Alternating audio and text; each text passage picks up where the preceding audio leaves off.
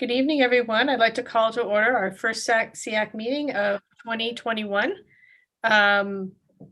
We'll start off with a land acknowledgement. The Durham District School Board acknowledges that many Indigenous nations have long-standing relationships, both historic and modern, with the territories upon which our school board and schools are located. Today, this area is home to many Indigenous peoples from across Turtle Island. We acknowledge that the Durham region forms a part of the traditional and treaty territory of the Mississaugas of Scugog Island First Nation, the Mississauga peoples, and the treaty territory of the Chippewas of Georgina Island First Nation. It is on these ancestral and treaty lands that we teach, learn, and live.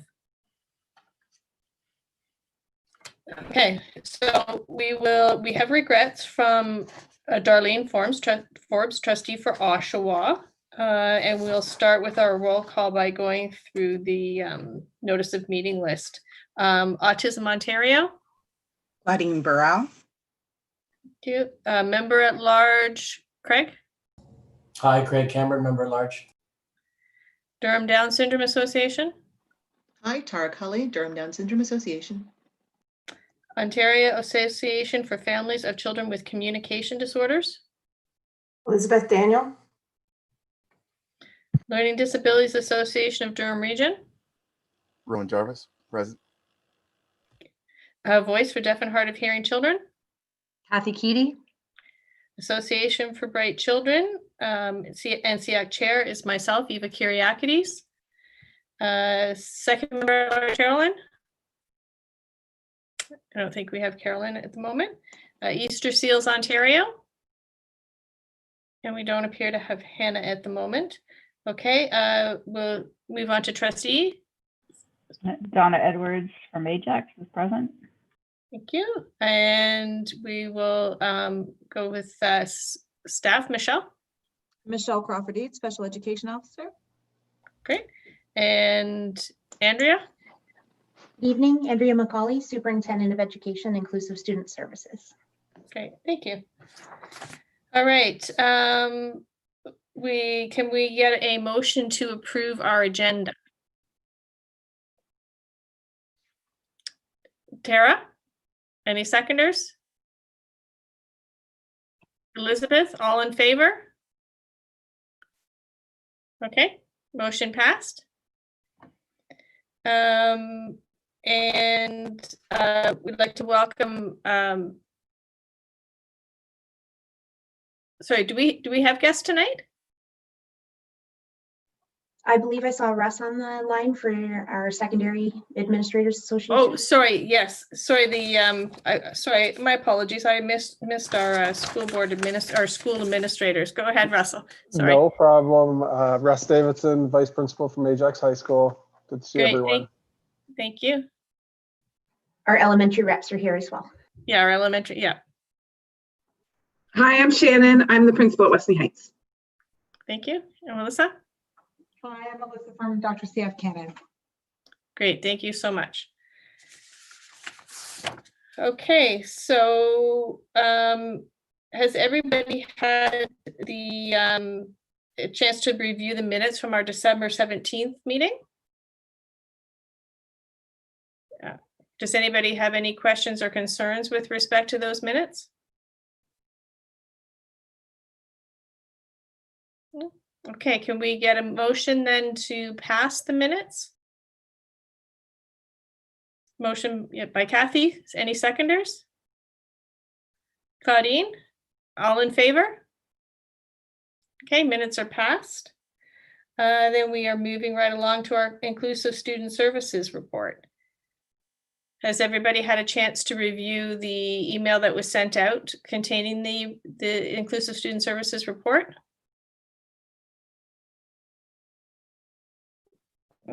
Does anybody have any questions with respect to that report? No. Going through it, I actually did have one thing that I wanted to bring up from that on the page with respect to the local advocacy, Durham, Ontario healthcare team, pediatric complex care initiative brought on by looks like Grandview. It seems as though the board has sort of expressed their support for the initiative. And I'm just wondering if that is something our SEAC would be interested in looking at writing. Go ahead, Andrea. Thank you, and through you. I know that this was a time-sensitive request for Grandview. I believe the request came to us with about 5 business days that their package was due. That there were some provincial tight timelines, but I'm happy to reach out to Lorraine Sundstrom-Mann, their executive director, and offer, should it be the will of SEAC. If possible too, I know Michelle was ready just to give a few points of overview from the department report, if that's the will of the chair as well, please. Yes, that's great. Is it the will of SEAC for Andrea to reach out to Grandview to offer our letter of support for their initiative? Sort of maybe by a show of hands that you guys are in favor of that idea. Okay, it looks like everybody is, Andrea. If you could reach out to them, because I think that if they want our support, that'd be a great thing for us to support. And then Michelle, if you would like to speak to the items on the report. Absolutely. Thank you very much.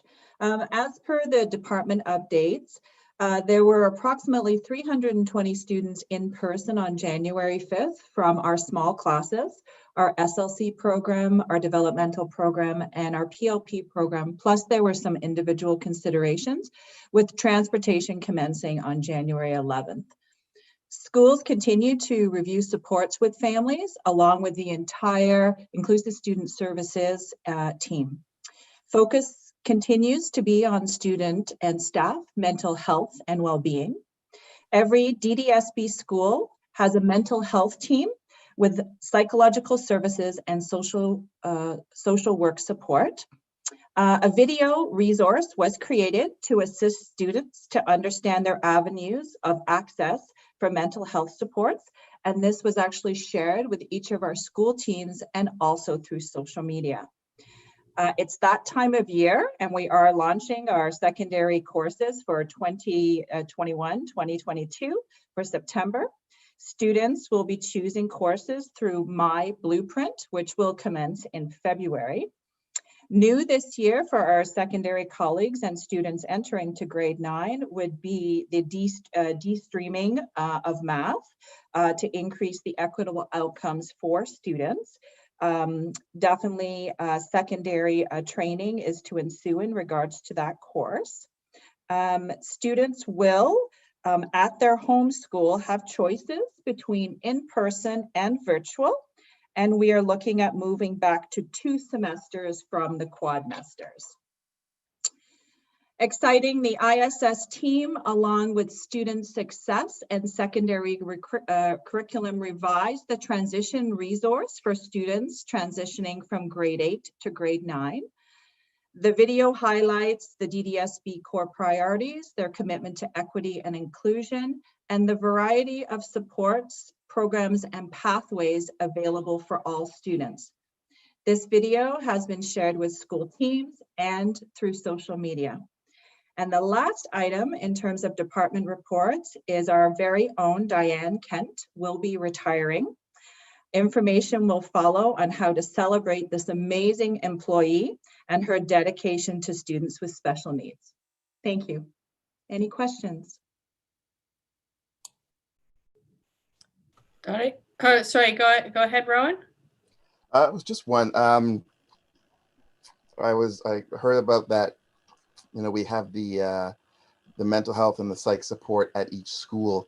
Do we get feedback from those that staff on, you know, for lack of a better term, how it's going? Like, are they receiving a fair amount of calls, or do they feel like no one's really reaching out to them? I'm just kind of curious overall. Yeah, go ahead, Andrea. Thank you. So those teams are hopping and rightful in service of students. So both teams, there is some independent practice that's unique to each of those by discipline, but also some overlap practice. And the teams have been hopping in terms of mental health resources, connecting and helping families navigate the changing footprint of community resources as we move through the pandemic. individual support, and also we're just about to launch, and we look forward to bringing you update later in the spring. Members are preparing to initiate some adolescent group work. Traditionally, our clinicians have kept to a one-to-one model for their clinical work, and we have a very niche pilot for some adolescent work that is going to launch within the next 6 to 8 weeks. So we look forward to bringing you updates on that. We are appreciative of additional funding from the ministry with a focus on mental health and well-being that's allowed us to add some contract staff to both of those teams so that we can reduce the school count and intensify the support for each of our workers this year. As well as we've got a really strong connect with School Mental Health Ontario through our mental health lead and drawing those resources as well. So lots of staff capacity, but we are trying through the button on the website to directly connect with the mental health team. The ability to do verbal consent rather than written consent to initiate referral was a key. So we're just really trying to reduce barriers to access, as well as providing our administrators, guidance heads, and certs with information that way too, and invitation to consult. So absolutely, the skill set of those members is being very well used at this time as we help students and families navigate through the pandemic. Thank you for your question. I know those teams would appreciate it. Thank you. I know Donna had her hand up, and then we'll come back to you, Roan, if that's okay. Actually, mine was somewhat back to I had a couple, but one was back to the initial report. Just a question around the letter that we said that we all agree that to send out, but the initial letter, was that from DDSB staff, Andrea? Thank you, and through you, Chair. In consultation with our director, the ask had come to me as Superintendent of Education.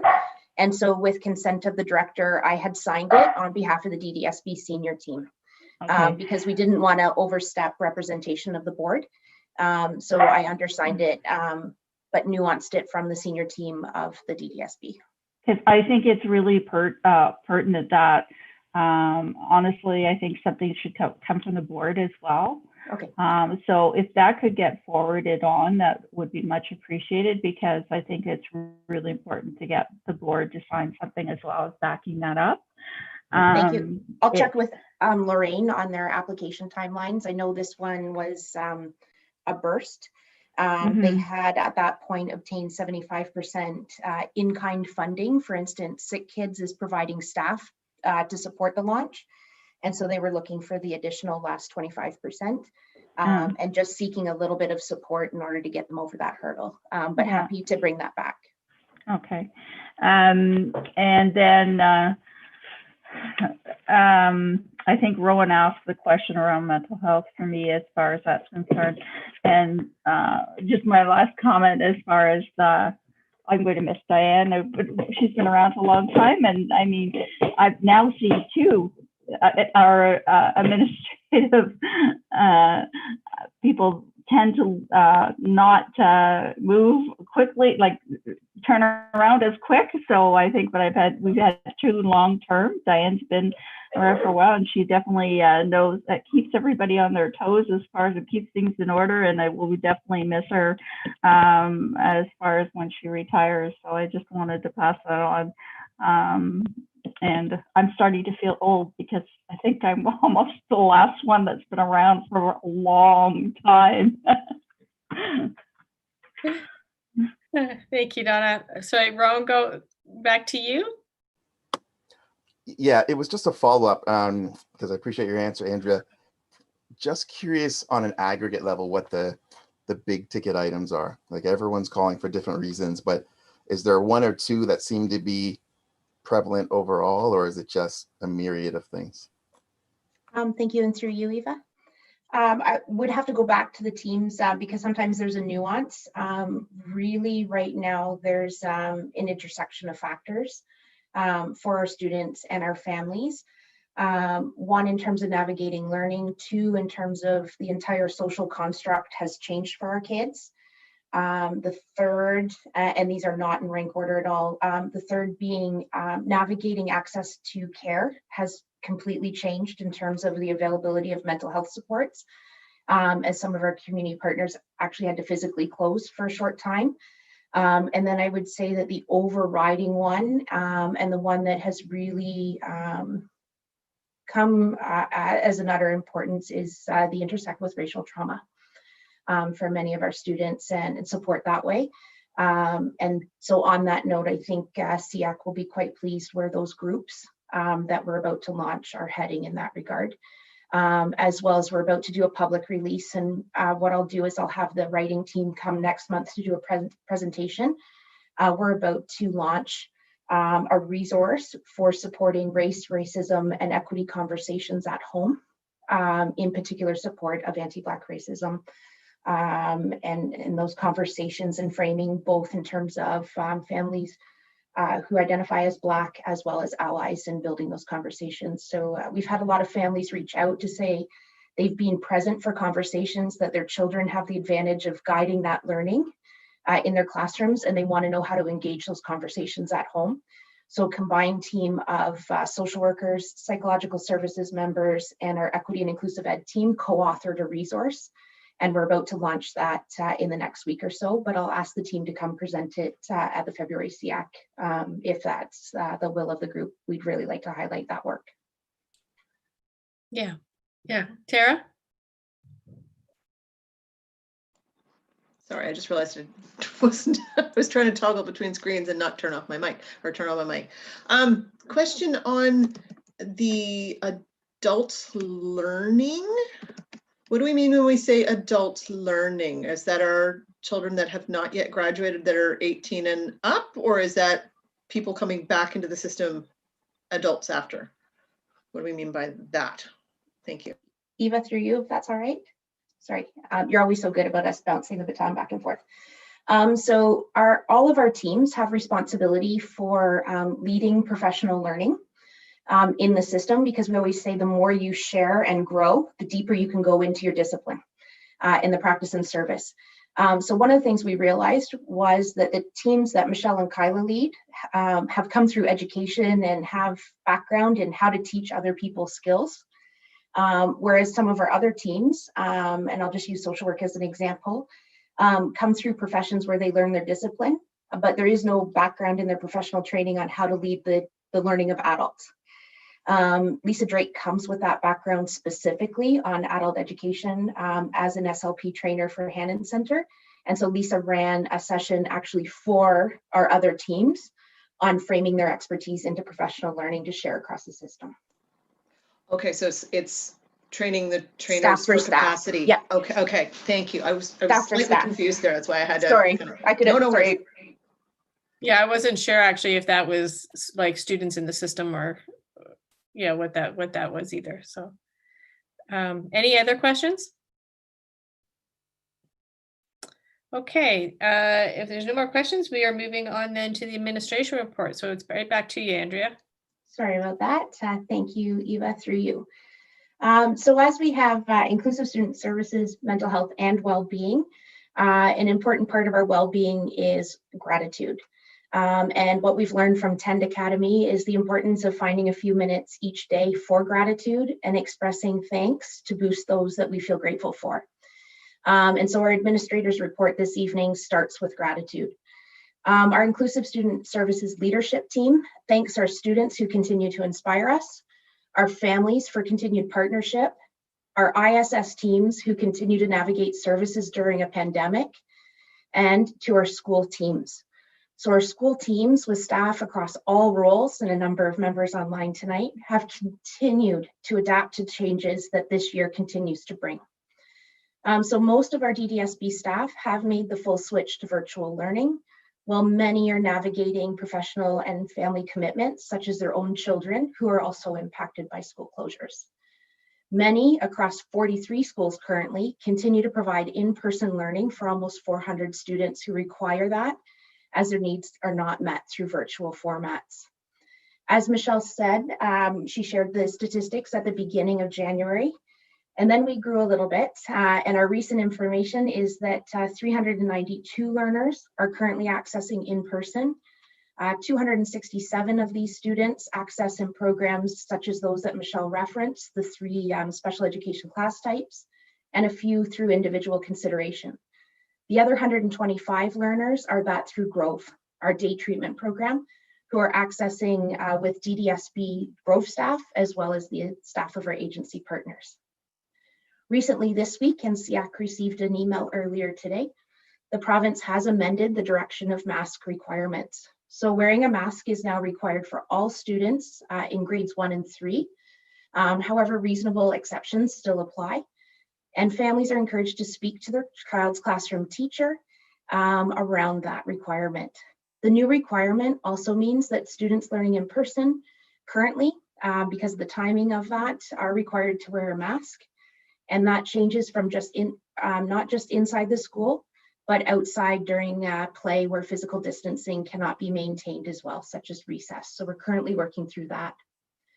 As we mentioned, the masking that policy comes into play from the ministry. And so we look to the students who are currently accessing in person, and we know that 39 of them are in grades 1 to 3. So we're working with the school teams through a process of whether the students are already wearing masks regularly, would qualify for an exemption, for example, based on medical requirements, or where our teams can support with programming to grow mask tolerance. And we're just working through that, Michelle, Kyla, and I with the schools currently. As we work through the pandemic, the board also keeps press on the key commitments outlined in our operational plan, and the senior team looks forward to providing trustees and the public with a mid-year update in February. The update will subsequently be shared with SEAC, and will highlight the intersection with service and programs supporting our students with special education strengths and needs at that time. We continue to grow our partnerships during this time as well. So tonight we recognize the Ability Center and the provision of virtual therapeutic recreation as a pilot program. 3 of our high schools participated in round 1, and 4 schools will be participating in the upcoming 8-week-long pilot program as cohort 2. The program brings virtual recreation twice a week to the participating PLP classes. And new in this session, all of the participants across the 4 schools will join in a mass session on Fridays, highlighting participation and inclusion as well. And then our final update, as Michelle shared and Donna spoke so well about as well, is to cue the signal of appreciation for Diane and the support that she's given SEAC, Inclusive Student Services, and families. So Diane has announced her plans for retirement, and we look forward to honoring her closer to her retirement in the next couple days, or months, sorry, not days, throw myself into a panic. And even I have a couple of things in the work that we'll bring to you. So this is our administrator's report for January 2021. Happy to take any questions. Are there any questions for Andrea with respect to her administration report?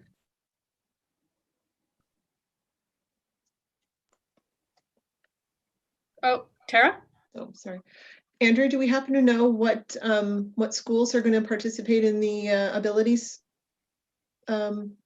second round yet, or is that still? Do. So first round, if I remember correctly, and Michelle, give me a kick if I'm not remembering properly. First round was Port Perry, Uxbridge, and GL Roberts.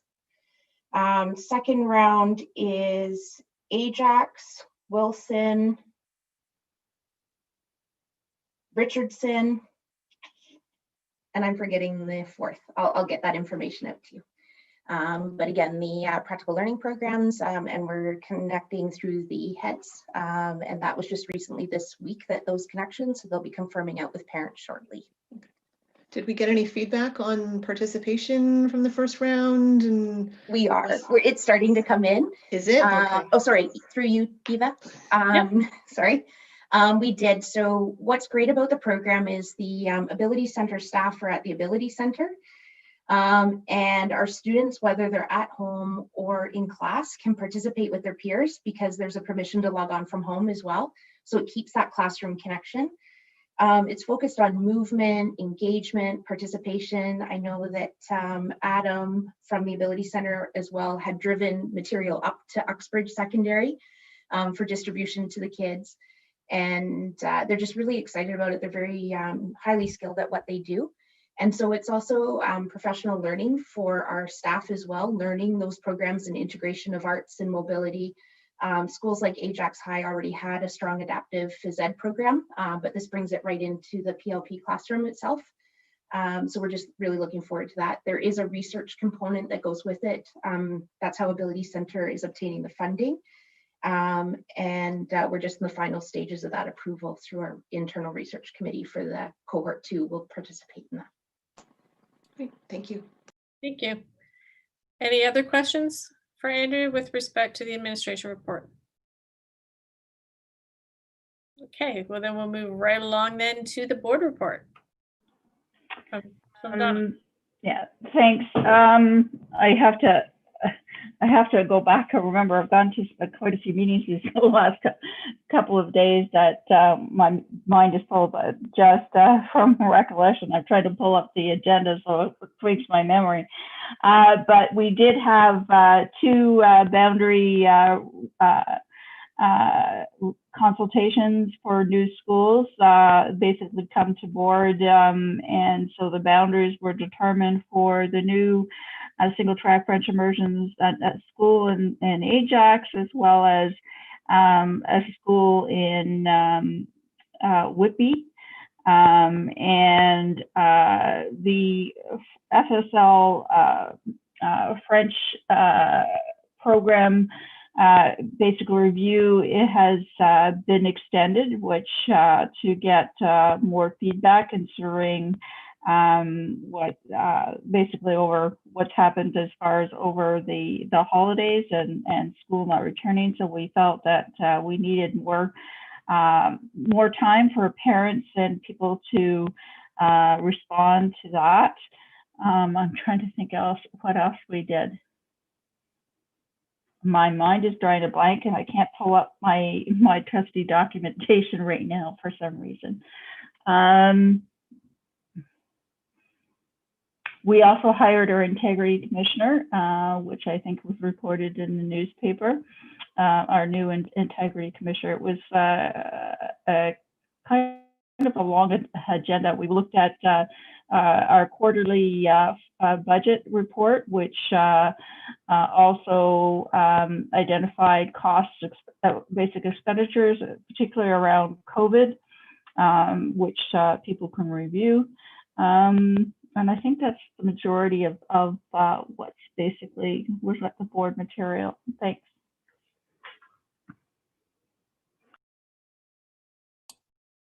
Okay. Does anybody have any questions for Donna with respect to the board report?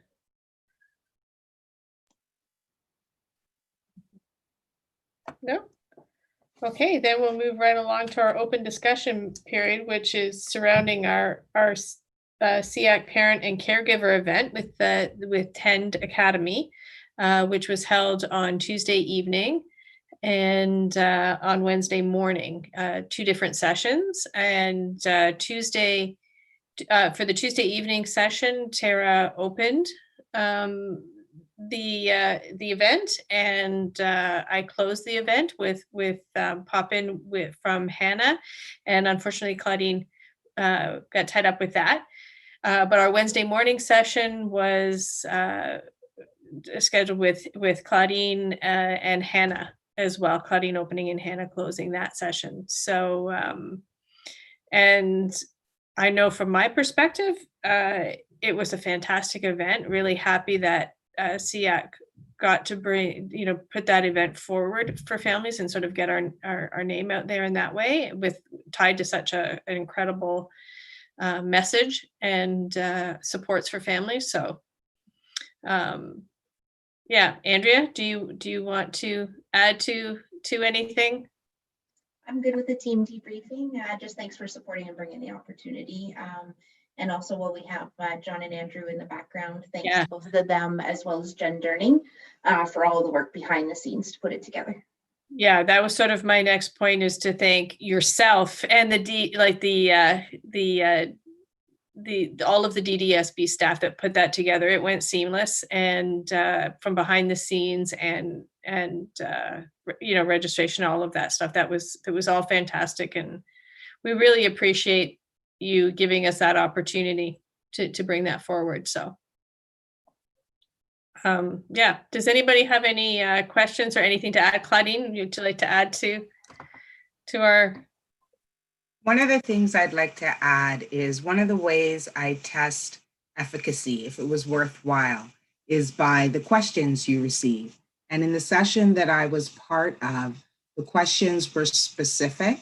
They drew tools. They used the things that were talked about in the beginning and applied them to their specific children and situations. And that shows that the information was timely, necessary, and useful. So I think good job all around. I agree. Go ahead, Donna. Just a quick overview as far as petition numbers of participants and sort of if we've gotten any initial feedback from participants at all. Go ahead, Andrea. Yeah. My numbers are downstairs, but I know we've just put it into the trustee highlights today. So I believe at the max we had 37 on Tuesday night and about 24 on Wednesday. I think we were, I'm pretty sure. Sorry, I can double check in the trustee highlights, but that's a ballpark. Yeah.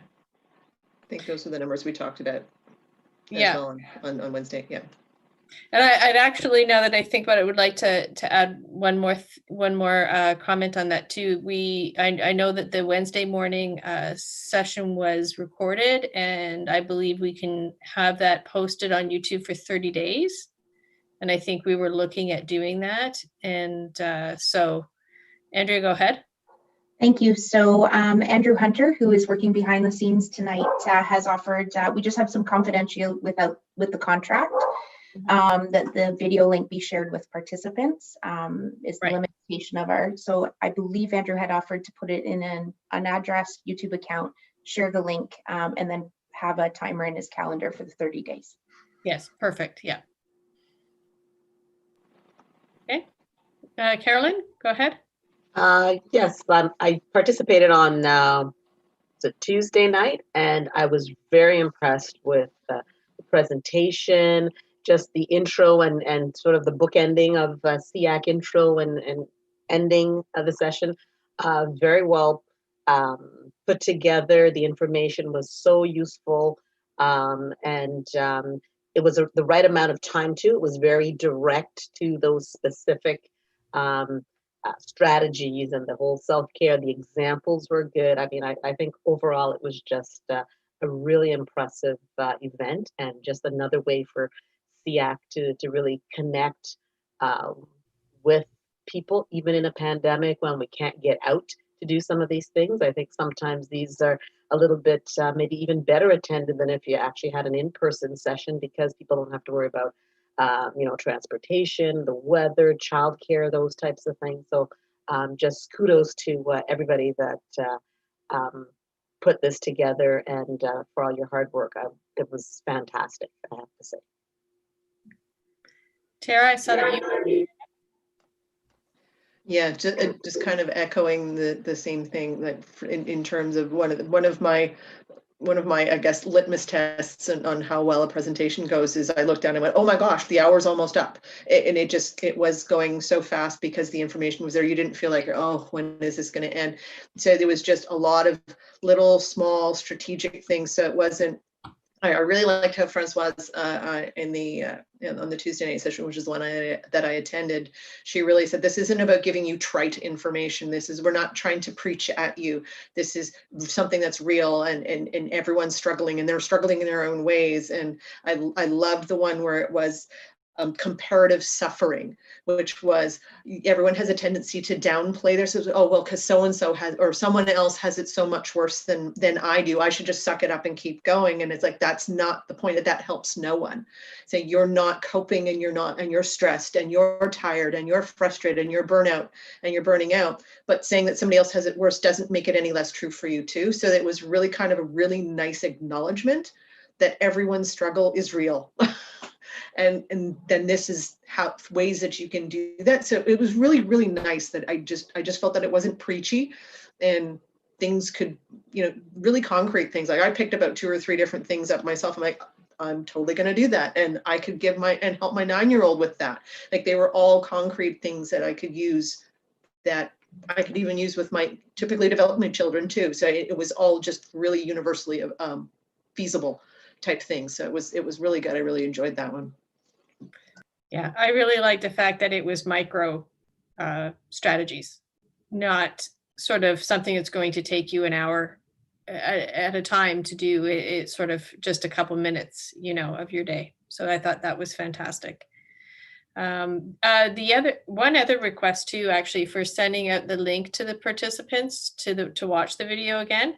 If we could also link the attachments that were in the chat, because Hannah did have a good point after the Wednesday morning session that when she clicked on the attachments, it took her out. And I think if people were on an iPad and they tried, it would have taken them right out of the session completely. So people may not have got, been able to access those links then. So if we could follow up with those when we send the video. Yeah, go ahead, Andrea. Yeah. Thank you. We'd also like to include the SEAC brochure and the link to where the associations are posted on the DDSB website, just tying back to it being a SEAC link. The other thing is I'll phone Tend and just double check, but I would like to, if we copy SEAC on that send out, blind carbon copy the participants, but copy SEAC. I believe you all use your association contact emails. It would do 2 things. It would give those addresses to families, as well as that may be how we get the session link out for members that had conflicts at both of those times. So yeah. As the sponsoring committee, it shouldn't be a problem to get all of you access if you'd want to take a look at the recorded session. I'll just double check though. Don't want to get into legal trouble with a contract. That'd be great. Tara?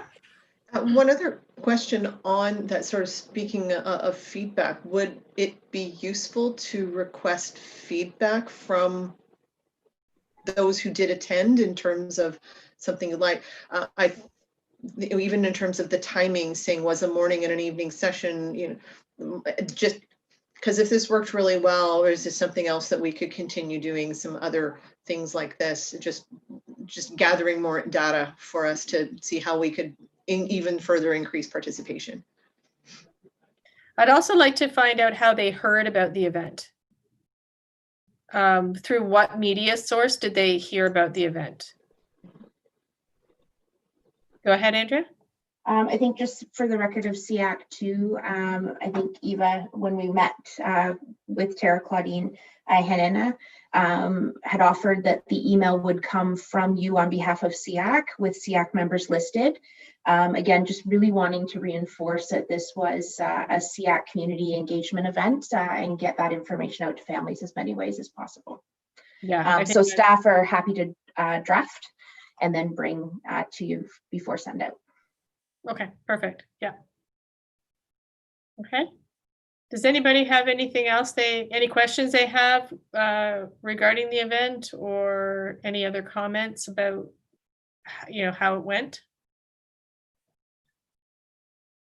No? Okay. Once again, a huge thank you to everybody at the DDSB that helped out with that, because that was great. Okay, if we have nothing more with respect to that, then we'll move on to the business arising from the minutes. Michelle, the first item would go to you, and that's with respect to the statistics regarding secondary, the splits in the secondary gifted classes, and how many of those there are. Sure, absolutely. So thank you very much. I just want to preempt the data. So I have spoken to all my secondary colleagues at Anderson, O'Neill, Port Perry, and Pickering High School, where our gifted programming is offered. Timetabling this year was even more of a challenge for our secondary colleagues. As we know, students drive the timetable. Courses are offered based on their course selection. And then of course that's based upon enrollment. And then we look at staffing, skill, and qualifications. This year became more complex for our secondary colleagues because of the impact of students choosing to go virtual, which required the move with 4,000 students at our DDSB at home secondary campus of over 250 staff. So this really had a large impact on our secondary colleagues as they were planning and re-timetabling throughout the year. But in conversation, I do have data, current data for the year. So at Anderson, there is 10 fully gifted classes with no blended classes offered. At O'Neill, all classes, 11 are blended. At Port Perry, there's 11 that are blended. And at Pickering High School this year, because of the impact of a lot of students and staff moving over to DDSB at home, they have 9 fully gifted courses, which are basically in our junior grades, grade 9 and grade 10. And there's 21 blended for a total of 30 classes at Pickering High School. I also looked into our virtual high school, DDSB at home. DDSB at home is also offering gifted classes, but only in the blended format. There are 14 blended courses offered to students at DDSB at home gifted. 2 are in the grade 11 grade, and there are none that are offered in the grade 12, and that was due to student selection. Okay, great. Thank you. You're welcome. Sorry, Tara. Yeah. Sorry, I should know this. Michelle, what does blended mean? Thanks for asking that question through you, Ava. Blended would mean a combination of a gifted and an academic or university level class. Okay. Okay, thank you. I do have a bit of concern just with respect to any discussion that may have happened around that, because I don't know that the schools reached out to sort of the inclusive student services ahead of that scheduling to sort of maybe plan ideas on how they could honor the self-contained gifted streaming. And I think that's sort of where my largest concern lies, because in some cases, I know classes, they had 2 blended classes running at the same time. You know, so it's a live and learn. I understand there's a pandemic going on and there's a lot of things that were taken into consideration, but you know, is something to think about, sort of, if, you know, we ever have any situations where we have to pivot like this type of thing again, right? It's a live and learn for everybody, but I'd say that's where my biggest concern lies. The next item on our business arising from the minutes is the ratio of students with special needs online versus in classroom. And I'm not sure if that was covered in our report, in the inclusive student services report. Go ahead, Andrea. Thank you, and I missed pulling this today, so I apologize. I'm not sure if Michelle has it handy, but what I'd like to do is offer to email that out to SEAC tomorrow, and then with your permission, we would include it in the minutes as well. And we can provide the enrollment numbers with the numbers of students. Last time we took a snapshot was right before December holidays. And we were projecting, because we're about to approach a transition point in the next few weeks with the midpoint turnover. So we'll put some information together and get that out to SEAC. It might take me till early next week so I can get the latest update versus giving you numbers that are about a month out of date. Okay. Great. Apologies, I missed that one. I read 1 and 3 and skipped 2. Sorry. Okay. Did everybody, the next item is our draft letter to the ministry with respect to the old and new online content being in compliance with the Accessibilities for Ontarians with Disabilities Act and the Universal Design for Learning. Has everybody had an opportunity to review that draft letter? And if so, what are your thoughts? Does anybody have any comments on that they'd like to make?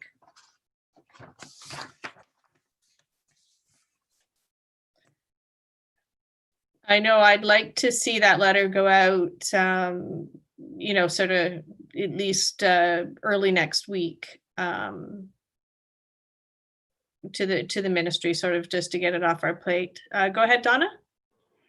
Yeah, and it's really about TVO and TFO and the impetus to basically make TVO and increase the mandate, especially around resources, online learning resources. And I know the Ontario Public School Board Association had submitted a letter to the minister as well. But definitely the concerns, even around when sitting and talking to members around the K-12 SDC, a lot of the issues that are in the letter, particularly around accessibility of existing resources, is a huge it's a huge issue. And the fact that I think we took a preliminary poll too, and that a lot of boards don't use TVO and TFO, particularly for online learning. A lot of it has to do with continuing edge, because some boards, they belong to a consortium, and I believe ours does too. We belong to a consortium where they develop materials and so forth. So, and it all allows basically, if you wish, more culture of pedagogy be included in the documents, as far as, because it's regional and so forth as well. So I would say the majority of the larger boards don't really use TFO and TVO very much compared to maybe some of the smaller boards. So it's really key that if this is going to become a huge resource, that accessibility is taken into consideration, and there's definitely a lot of the resources are inadequate as far as accessibility. So I mean, I had added some of the comments in the letter too, so I'd be interested in hearing other members' comments as well.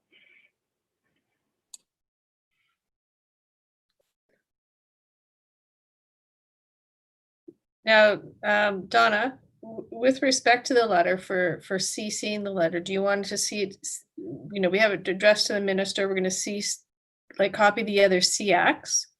Is there anybody else you think should be copied, sorry, on this letter?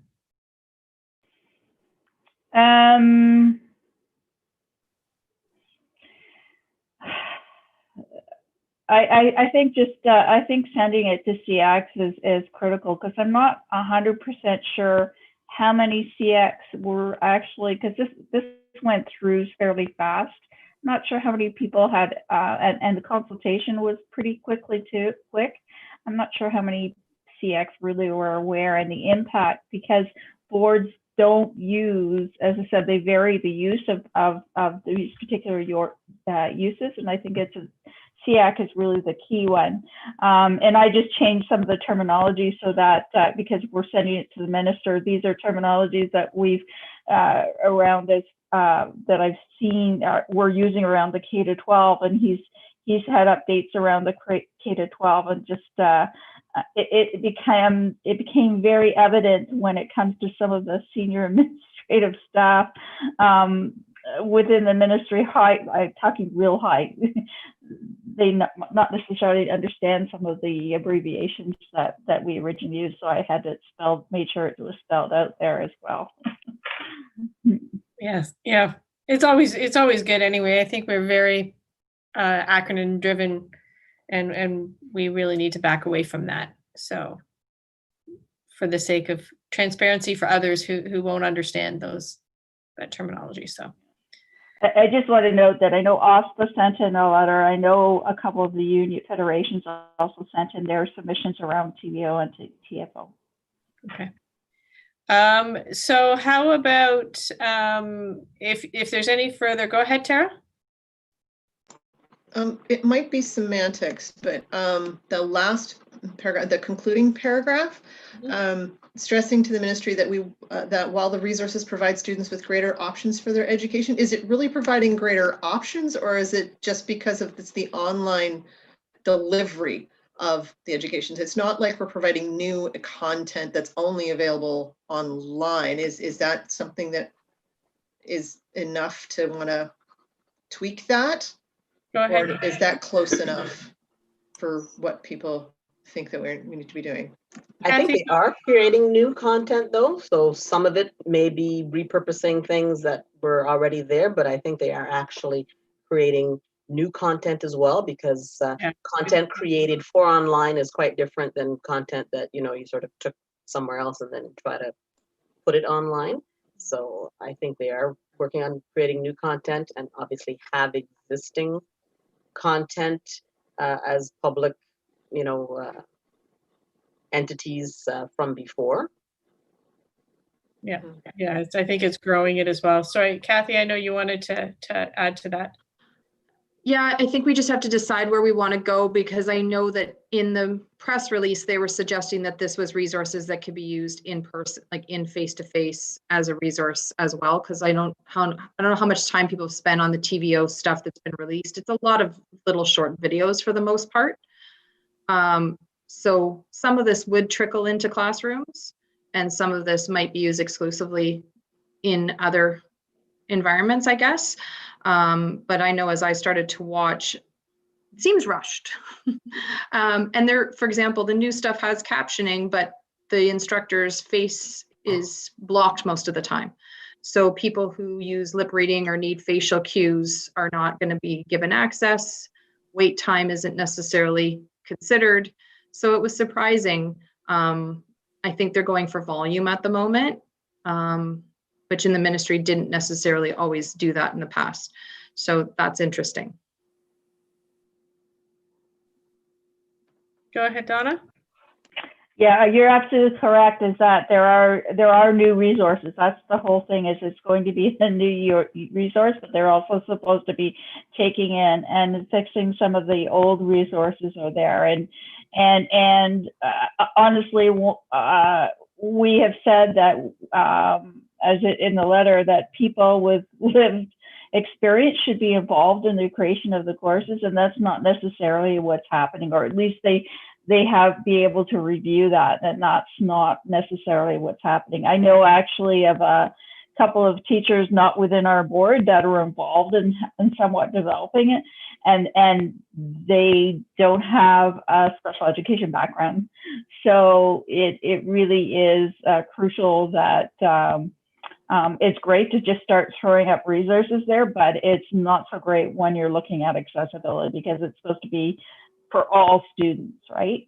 So I think that's really critical, is that it's not how quick they can get the resources, is that if they're going to spend money to do it, that they're all accessible. And key things like Kathy had brought up is that, not having the person delivering the message, not being able to see their face and to do lip reading is crucial, right? Yeah, and one that you would think would be a basic sort of, that's not a good thing, just from optics, just from, how the video itself would look. So the sad impression is that closed captioning seems to be whatever. Oh well, that's fine as long as it's closed captioning, and because they don't have a full understanding of what is required when it comes to providing accessibility to a full range. It's like they pigeonhole individuals that they're closed captioning. Oh, well, it's closed captioning, so it's a person with a complete hearing loss. And they, and that's what they figure, that closed captioning is the best way to do it. It's not, It's just that misunderstanding, that miseducation, what there's a range of services out there and a range of strategies and tools that are used by people with disabilities. Craig, I saw you had your hand up there. Yes, thanks, Eva. The letter I find is quite comprehensive and good, so thank you for that. I just wanted to share some folks that I know had been inquiring with the local MPP here where I am about funding for technological needs, because as you know, they've introduced the Support for Learners thing, which gives you an extra $50 to try to address accessibility concerns. And there was a sense from some of the correspondence I saw that somehow that was going to enable students who are having accessibility concerns or issues to provide them to the ability to access the resources to enable this. And I was wondering if that needed to be addressed in the letter, that's not what we're talking about, because that typically tends to be the government response is that we're giving you money, right? And that's not actually addressing the delivery issues that we're experiencing with the technology. So I just wonder if we wanted to preempt that or not. It's not, I'm not heavily invested in it. It's just based on some correspondence around what is a pat answer from the government around, we've already provided a Support for Learners fund with that extra $50 for students, which on another note, I'm surprised that there's many folks that I've spoken with that aren't even aware that fund is available to them. Thanks. Kathy, I wasn't sure if you wanted to add to that. Did you have your hand up? I just agreed with what Craig was saying there, that I think that recognizing that money doesn't buy accessibility in a lot of ways is, I think, a big part of it. I think it probably would be great to sell it as a thank you for the Support for Learners. However, so that they're not going to throw it back at us, I think we could probably fit that in. I was going to say, is that part of this letter or is that a letter of its own? That would be more my question, right? This seems to be a letter directed at the programming that they're looking to provide through TVO. Is this more of another letter to say, hey, this is not, $50 is not accessibility with our kids who are virtually, having to learn online at the moment? I don't know. Does anybody have thoughts on that? Go ahead, Carolyn. It seems like it's a different letter because this one is specifically addressing the resources that they're producing and making sure that those particular resources are accessible in a variety of ways. The money, the funding and the technology, and whether they're saying people can now pay for faster internet or get laptops or whatever. That seems to be, although it's related, it seems to be a different thing. And I think this letter really focuses on the things that they're producing that the children, our learners are going to be consuming and interacting with. So I don't think we want to sort of split the message. This seems very focused, this particular letter, and yeah, I almost feel like this letter is sort of on material that they're planning on using going forward, whereas the other issue really comes down to what is happening right now for our learners day to day. And I'm not, if it's the will of SEAC to do that, to create a letter, then with respect to the funding of access, that funding, $50 is not providing accessibility to our students in the moment. I think that's something that we could maybe look at doing separately, and even look at, sort of getting out in an expedited way, maybe. If that's what you'd like. Yeah, Donna, go ahead. Yeah, I think that's a really good idea, because we can pull some of what what Cameron said and what Kathy said, and basically say, we appreciate the $50, we appreciate the additional money on technology. However, money isn't just the only thing. It's actually how resources and what technology is purchased, sort of thing, and how it's spent. And the $50 to parents isn't going to resolve the issues if the content and the equipment is not. Now, as I said, I know our board does a pretty good job, but if the equipment isn't there, right, to allow access. So I think it is two different levers. Okay, so is there anybody who'd be interested in creating a draft of that letter to the ministry?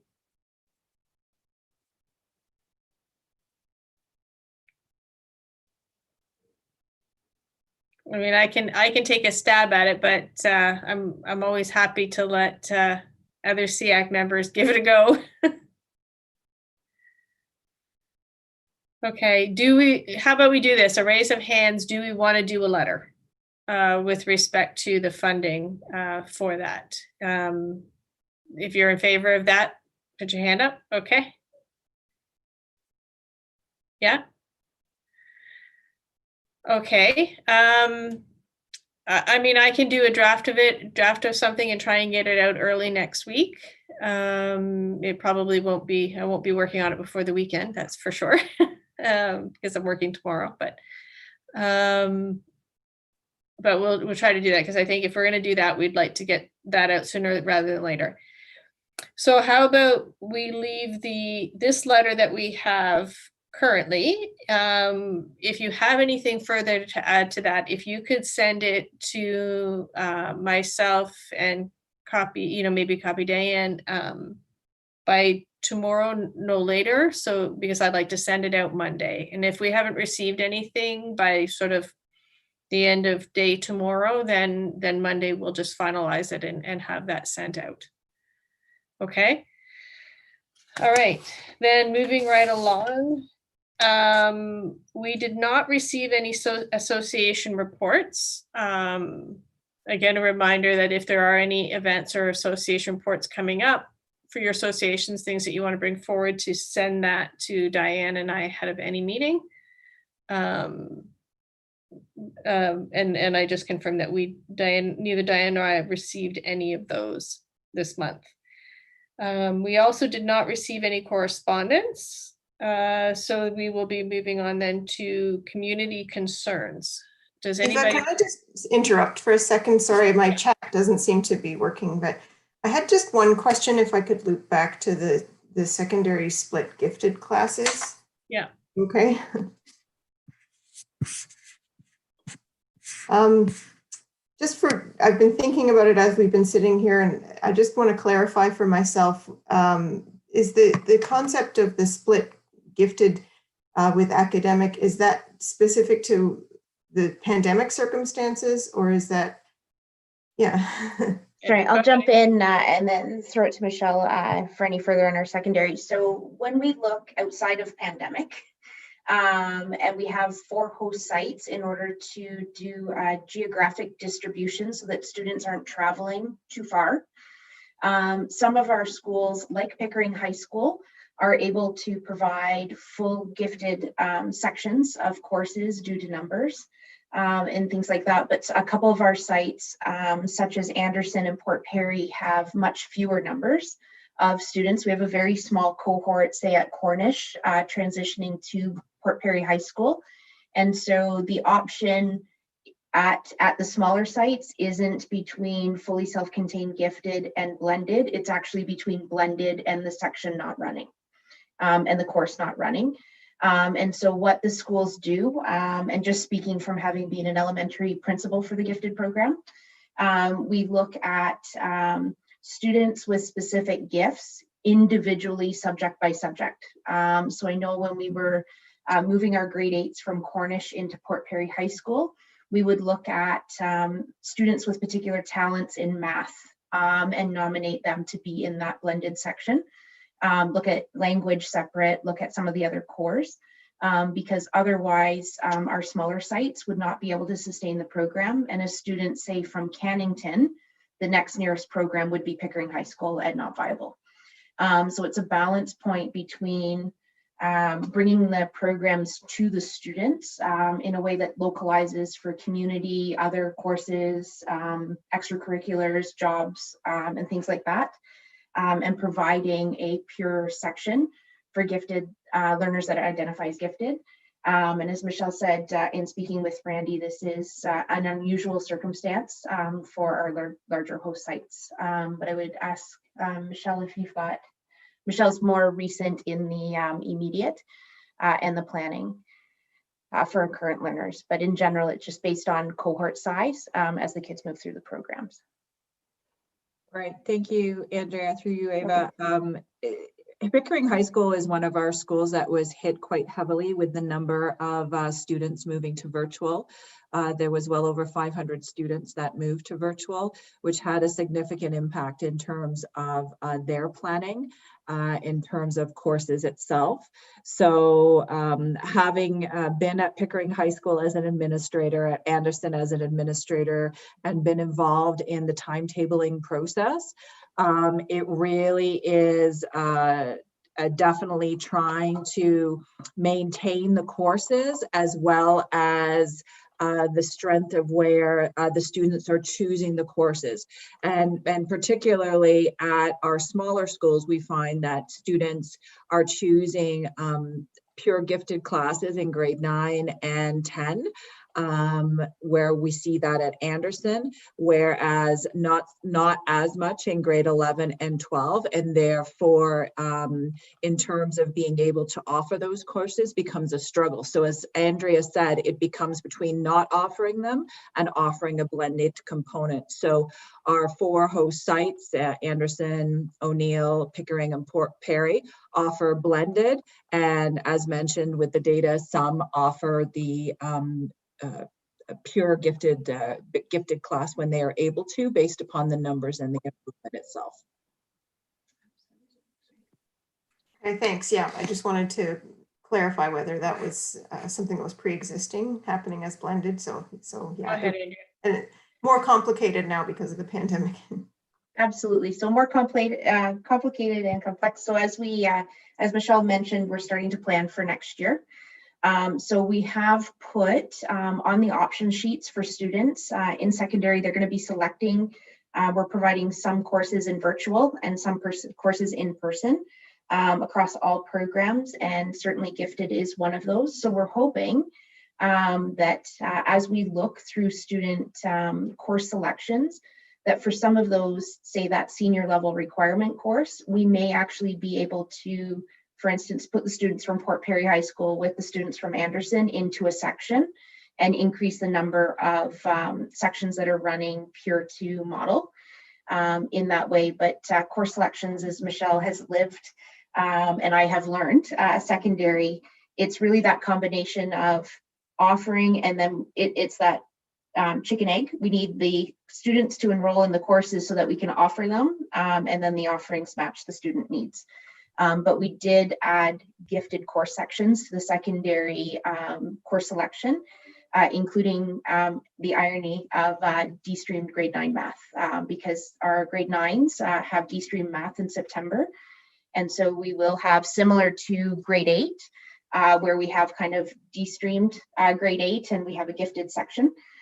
We will be doing the same thing within our grade 9 programs at the host sites as well. So Michelle's leading that with the schools. So we're trying to be very conscientious of the unique needs of our gifted learners, and using any opportunity as we move forward to continue to serve them in the best way we can, given the logistics of the system as well. Okay, and I just want to clarify, because I think I don't want any misinformation out there at all. I just want to remind sort of everybody, there's actually not gifted in grade 12. There's no gifted classes offered in grade 12 in any of the schools, and only 2 in grade 11. So I just want to sort of clarify that, and I don't actually know the stats for the other school, but I do know that at Pickering High, I have yet to know of a child who started in grade 9 in the gifted program who didn't finish the right through. I'm sure there's the odd one, but they tend to at Pickering High stick in that program once they start in it. So that just a little for food for thought for going forward with that, because I know that a number of the kids have expressed a bit of dismay over it. Go ahead, Donna. Yeah, actually, you somewhat answered my question, because my question is, because I mean, we have that issue around French immersion where there's a significant drop between, you know, grade 8 into moving into grade 9 around French immersion. And when there was courses offered, that was going to be my question, is where if there is a drop between, you know, grade 10 and 11, is it because courses aren't offered, or is it because students aren't selected? Because I know you said, I know there's nothing in grade 12, but just kind of asking if there was a significant drop and why that would be, but whether it's course selection or students not wanting the gifted programming in grade 11. No, the reason in grade 11, so all the gifted courses that are offered are the core courses like English, math, geography, history. And so once you get into grade 11, it's only English and math that are the core that, you know, sort of everybody has to take.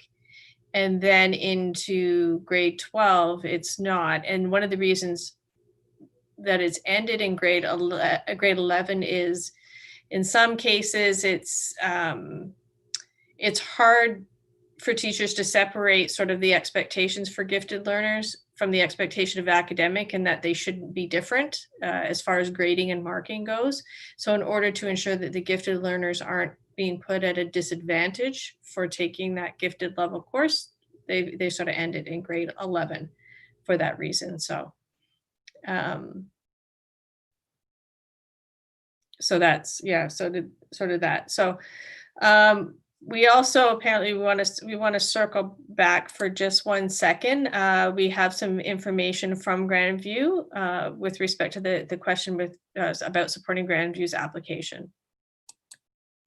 So Eva, thank you through you. And again, we're fortunate to have great partnerships across the region. And so through a quick text with Lorraine, she has confirmed that they had a very tight timeline for submission, and their package has gone in provincially for the funding. For any of us that work with provincial funding, quite often we do find out that those announcements roll with very tight timelines. So Lorraine said, please express appreciation on behalf of SEAC for always being such great champions for kids and families. And they appreciate the offer at this time, but the package has been submitted for consideration. Okay. But we will circulate the letter that was sent in just so that you've got content and reference. Okay, great. Thank you. Thank you. Does anybody else have any community concerns they want to bring forward right now? Go ahead, Tara.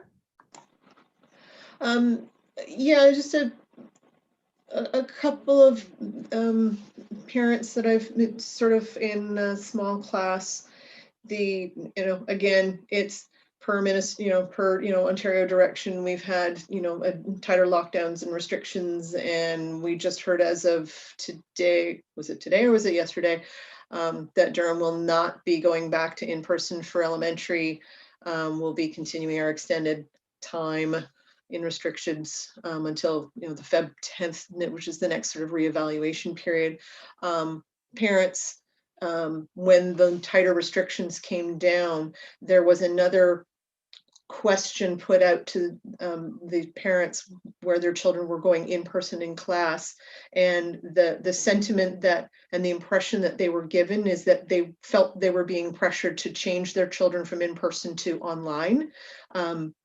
Knowing that, yeah, there's, tighter restrictions and that sort of thing, but they sort of felt, I'm going to use the word, they felt guilt tripped into keeping their kids at home. I know we had the same conversation for my own son as well. And, we weighed the pros and the cons and that sort of thing. And at the end of the day, simply because of the nature of the pandemic, a lot of it is what's we're going to say best for your child may not be safest for your child, depending upon your vulnerabilities and those sorts of things. So, everyone's decision is going to be individual. I'm just stretching for the word there. I think, but then I guess some of their concerns that were then brought up, saying they felt a little bit guilted into sending their children, staying at home. And then the concern is, okay, so then when are we going to get the opportunity to put our kids back in class? Because that's really where they're going to thrive the best. And so just, is there any direction or idea of when we'll be allowed to have that conversation again? So the worry is that it's stopped until the end of the year, and now they've got to figure out how to support their children at home for the rest of the school year, which I don't think is the intent, but any direction on that would be appreciated. Andrea? So thank you for sharing that. We did have a conversation yesterday, a number of us, just in terms of that exact thing, that the more we want to be transparent with the information to families, because we recognize that as circumstances change, families' decisions may change. But we are very conscientious of the weight of those letters in terms of landing, just as you said. So I'll share that back with the team as well. We initiated the school year keeping our students in our self-contained classes together as a community. And that's come with significant challenges for educators as they balance students at home and students in classrooms. And a lot of, they've done an outstanding job of trying to manage that and balance that. So we need to look out for the health and safety of students, the health and safety of staff, and then navigate as the pandemic shifts mental health and well-being needs for the students, for their families. The pressure points change. A family, for instance, who had an income earner able to take 3 weeks off may not be able to sustain 6+ weeks off, and so that changing. So if there are families that are at home with their learners and who want to engage that conversation, I would say reach out to your school principal for sure, and your classroom team. And we have a number of members again on the line tonight. Accommodations is an ongoing and collaborative process. And what are the needs of the child come at the core of that. And we figure that out, again, with the appreciation for just the pressure points for staff and what this is calling on their skill sets and creativity to do. But everyone comes at it with students at their core. So if something's changed for a student, engage that conversation for sure. And I would invite any of our administrators to jump in on that one as well. It's tough, right? And I just, the announcement that extended the closures in Durham, I would just flag that we're presuming that alignment is with the boards and the GTA that were already announced to the 10th. There was not a date for us in that letter. I think we're all working off the fact that moved us to the next announced date, but I would just caution that there is not something in writing that says Feb 10th for Durham. We're just kind of going on the alignment with boards such as DDSB and Hamilton that we're at that point. So challenge around, but ultimately, at the end of the day, for our students with special education needs, when we go back to that core memo that came out over the December holidays, it was that schools were closing, with the exception of learners with special education needs whose programming goals could not be met through virtual. And that still exists. So any of our students, families are encouraged to engage administrators in a conversation, engage the classroom team in options. It could look like a partial. These expectations and programming goals can be met during the day, but these are virtually, these ones can't. So perhaps a mix in the middle. And we'll be working through that. But again, just open conversation. And I think wherever that sits most comfortable for the family is key. For the majority of our families, that's going to be direct with the classroom staff. That's where the heart and soul of a relationship sits. For many, our administrators have immense connections. And then some of our families are going to feel more comfortable calling centrally and can connect with Michelle, Kyler, or I at any point as well. So I just invite that. And I don't know if any of our administrators, sorry, Eva, you're chairing. I'm yeah, sorry, okay. sharing the baton. But we, Shannon, yeah, we do have administrators online who are in schools as part of that conversation right now, if you don't mind. Yeah, Shannon indicated she wanted to talk. Go ahead.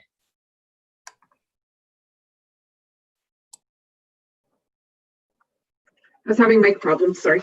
Thank you very much. And thank you, Andrea. I have 3 self-contained classes in my school that are in person right now. And so I just want to thank Andrea for what she said and reiterate the importance of contacting the principal and having a conversation between the parent and the principal to set up the in-person learning in the way that's going to support the family and the student the best. And we have flexibility in what that would look like to help for that student's programming needs. So once we've had the conversation with the parent, then we can look at the logistics, busing, staffing, all of those pieces, and work with the family to help make that work. And our staff are incredible at doing that, and they are. It's a very safe environment, and you know, the kids are coming, smiles on their faces every day. It's really lovely to see.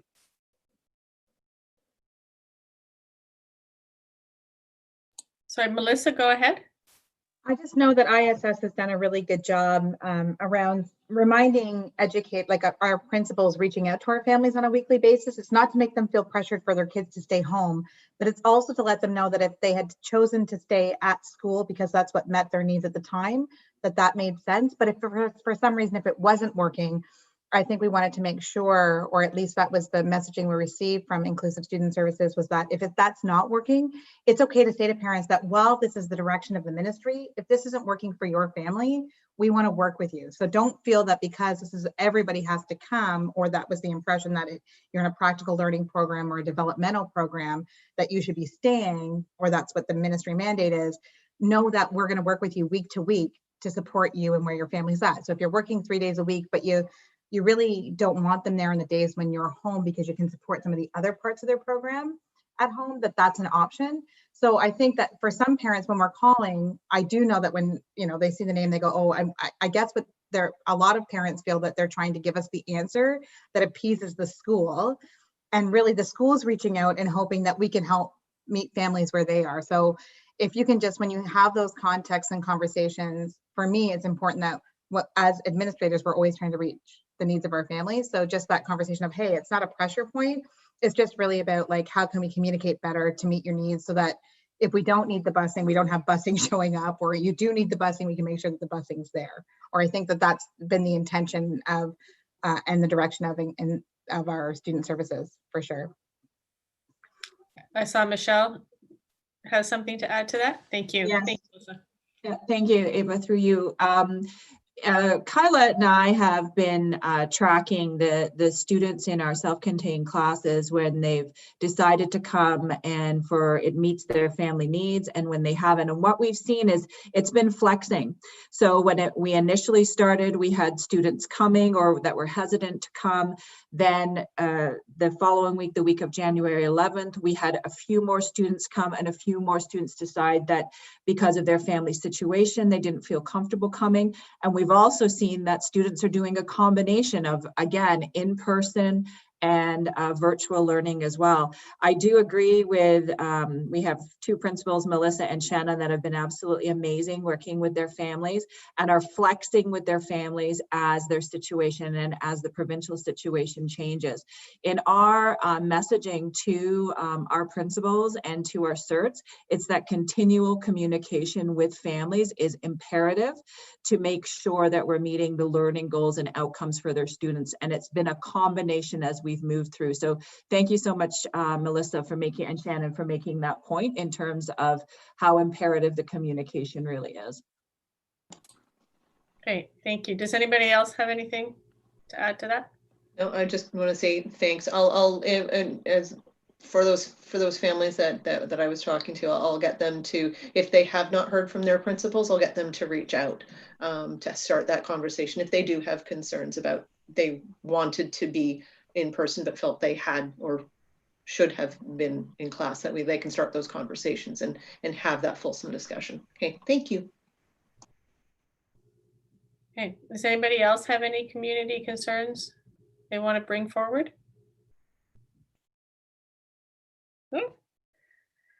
Okay, then we're moving on to our celebrations and successes. We can start off by saying our success as a SEAC was obviously our first SEAC public event, which was a big success. So I think there's that. But anybody have anything else outside of that?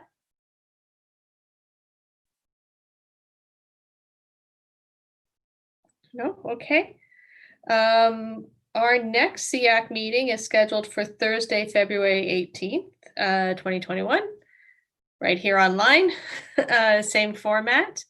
Anybody want to make a motion to adjourn? Tara, seconded by Donna. All in favor? Okay, meeting adjourned. Thank you.